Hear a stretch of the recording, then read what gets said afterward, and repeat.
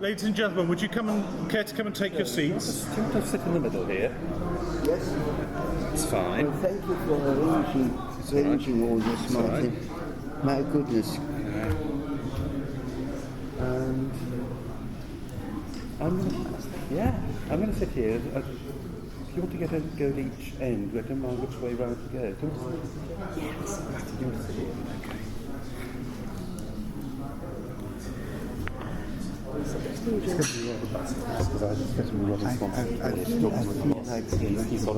He's in operation, having operation. Do you need a cushion? Yes. I don't know what it is. I looked all the way around. I tell you what, I'll slump down a bit. No, you're too heroic. Okay. I'd have to sit up. Your best posture. I might move this towards Joe a bit. Who is this? Okay. Okay, everyone. So this is very informal, I would say, very informal launch of the CD of the songs by Joe Horowitz, who I'm very glad is with us today, and Geoffrey Bush, whose widow Julie would have been here, apart from the fact she's gone to the south of France with some friends, literally today, so can't be here, but sends her best wishes. And I'm also very pleased that two performers are here: Susanna Fairbairn, Soprano, Matthew Schellhorn, the pianist. So they are the people who put in all the hard work on this disc. And what you will find is that there is an immense range. I mean, there are only 6 songs by Joe on the disc, and far more by Geoffrey Bush, either single ones or from cycles. But there is an immense emotional range which they both cover. And I mean, Joe, what we discovered early on, that I thought there'd be tons of Joe Horowitz for voice and piano, and it turned out there wasn't really. So I came to you and said, you know, what other composers would you like to have to fill the CD? And it was, in fact, you came back with the suggestion of Geoffrey Bush. What led you to that? Well, basically, I searched my mind, such as it is, for British songwriters that may not have been publicly exposed in the way they should have been. And I had 2 composers in mind, and Geoffrey was the first one I mentioned, because I met him first when he took his doctorate in music at Oxford University. During the war, when I was beginning my studies in music at the same university, and I was very much the junior. Geoffrey was a few years older than me, and he was a very accomplished pianist. And during the war, he traveled quite extensively with a French singer called Sophie Wies. Older members might possibly remember the name. She was a very, very famous singer at the time, and therefore he knew how singers work, knew also how to accompany singers. And you can tell by almost anything that Geoffrey wrote for the voice that only an accomplished pianist would have written these songs. And that eventually mentioned to Martin Cotton that Matthew, who had this idea about my filling a disc, was totally erroneous, I would say, although I have written quite a lot for voice, for choruses and children's choirs, etc., etc., even a couple of one-act operas. But what you might call art songs eluded me, still do, and I'm searching for lyrics and poems, not very good at that.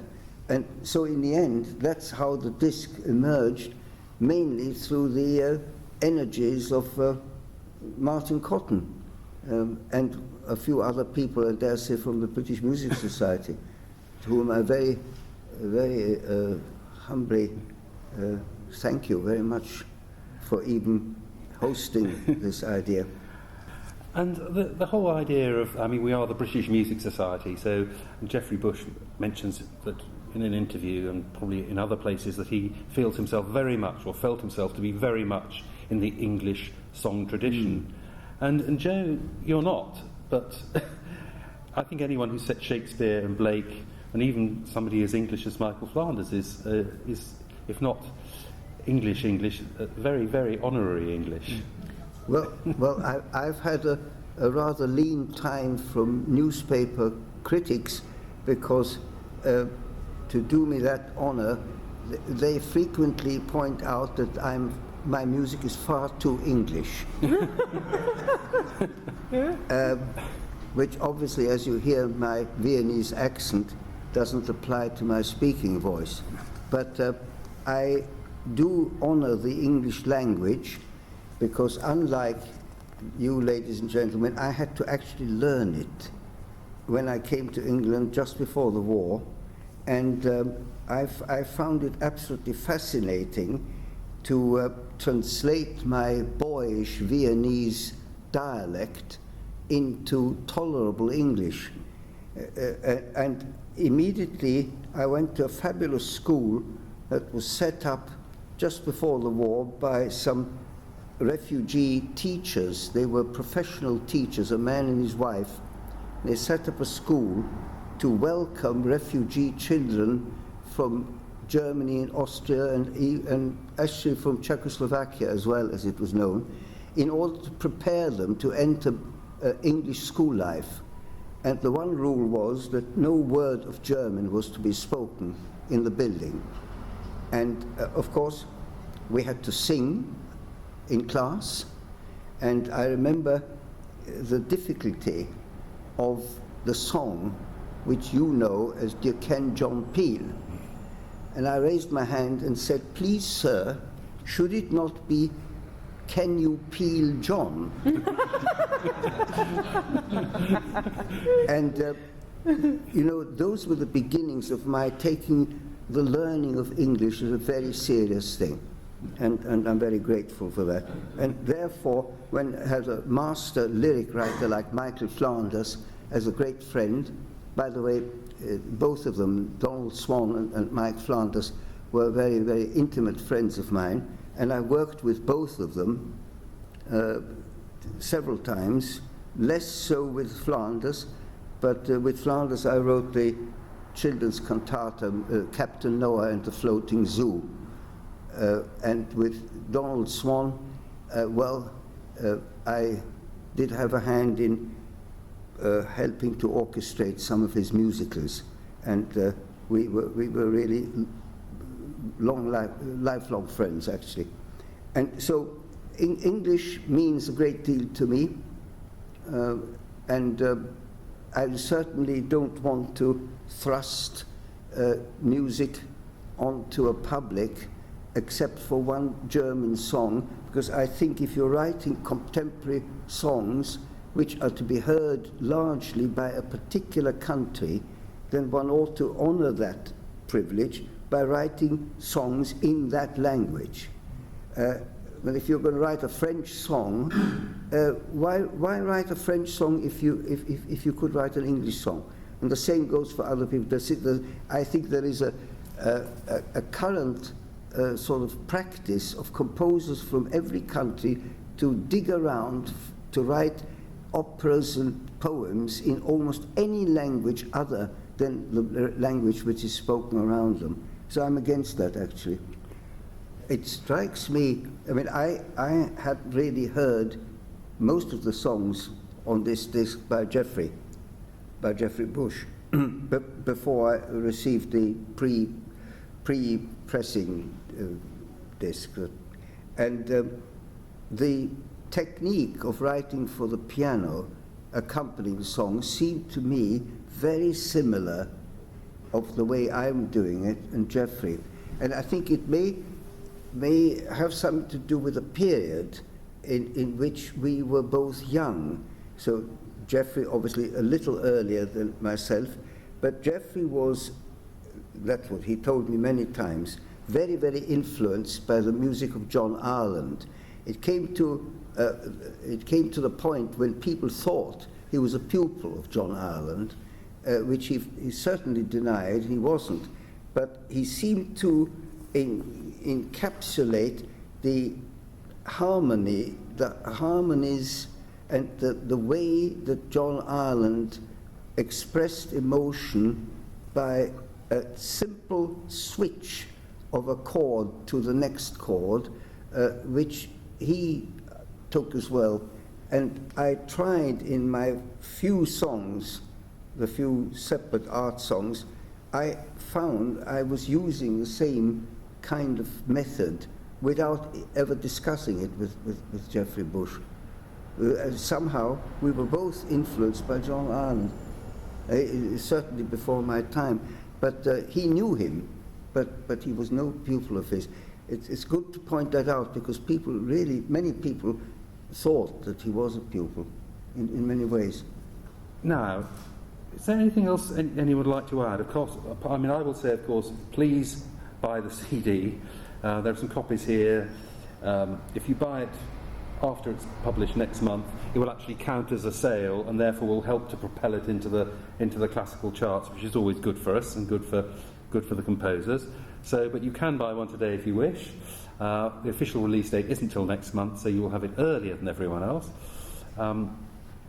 Anything else you'd like to add about the recording or songs? I just want to say a brief word of thanks to Joseph, actually. I mean, I'd thank Geoffrey if he were here, but in Joseph's case, you know, he's put his trust in us with his music, and I feel very honoured. I know Susanna does too, we do, and just thank you for allowing us to record the music for you and for the audience, Joseph.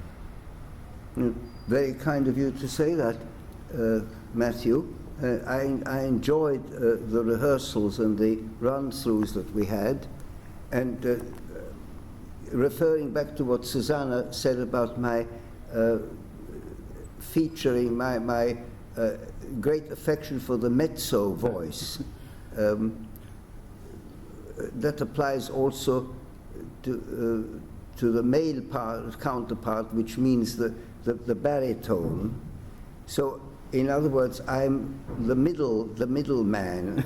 I don't go to the extremes. And my simple reason for that is that I find I can hear the words of a song as sung by a mezzo or a baritone, generally more easily than singers who sing either higher or lower. The scenes of the musical, you know, American and British musicals all over the world, realized this almost 100 years ago. All the pop songs, all the popular songs have always been written for the middle register of a voice. And they're also, they make more sense, and acoustically, that's what I've found. That doesn't mean that somebody like Susanna, who can soar above the ledger line like an absolute bird of paradise, has impressed me so much when I heard her sing that of course I did transpose for her and found out that whatever my own piano fingers found easy when I composed for the mezzo, as soon as I transposed them, they became rather difficult, because, you know, you go C, D, E, well, it's quite different when you go D, E, F. Well, your fingers don't move in the same way. I'm a bit arthritic, and in fact, whenever I think I'm playing a C major chord, there seems to be an F sharp in it. And that people of a certain age will have found that. That's the only contribution I can make. Thank you very much for the generous remark you made, and bravo, Susanna. Thank you. Thank you very much. Thank you all. And as I said earlier, there is a little promotional video which I think Adrian's going to bring to the table here, so people can, if they want to have a look at it, they can see all or part of it. As I said earlier, there weren't the facilities here to project it, otherwise we would have done that. But you'll hear little bits of other songs as well, which perhaps we haven't played yet. Apologies for the distortion in the system. If you buy a CD and take it home, you won't get that. It'll sound much, much better. No wrong notes. Thank you very much. Thank you all. you. Thank you.